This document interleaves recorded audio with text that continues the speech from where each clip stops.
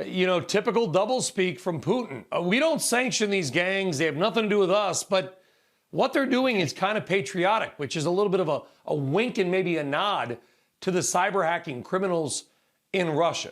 What is the best case scenario of what President Biden may be able to get Putin to commit to, or at least agree to, in their summit tonight? I'm not sure there's actually anything they can agree to. Cyber norms have been a challenge we have tried multiple times. The thing is, who's telling the truth here is what you have to understand, and it's usually not the Russians. They're weaponizing the internet and the networks, and they've exposed the soft underbelly of the internet by the recent attacks. They're constantly testing our network. As Congressman Michael McCaul has mentioned several times, we've got to be willing to punch back. We haven't been able to willing to do that because attribution has always been tough, but it's not impossible.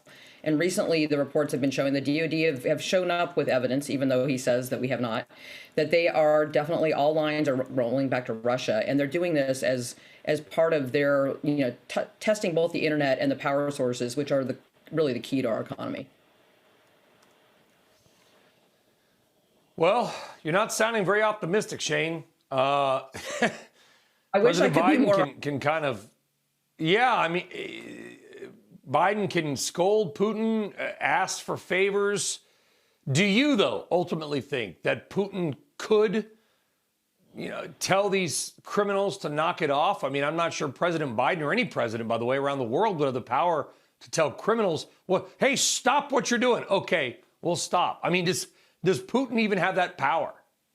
He does. They passed legislation in May that says that all of the Russian ISPs have to basically have a network back into the Putin power system. So if he wanted somebody to stop something in Russia, he absolutely has the power to do that. And he's done that by his own laws.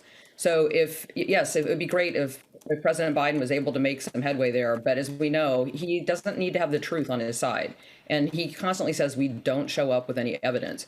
So he has no reason to stop this. They've been toying with us for years. They've been testing our system. And they've now realized over the last ransomware acts, they can have great action on our economy.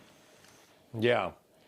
That is incredibly important, by the way. And I want to get to that final point, Shane, which is that our viewers may not realize, I did not realize until studying for this interview, that every piece of pretty much, information, Twitter, Facebook, I'm making those up, in Russia, have to go through a centralized government server.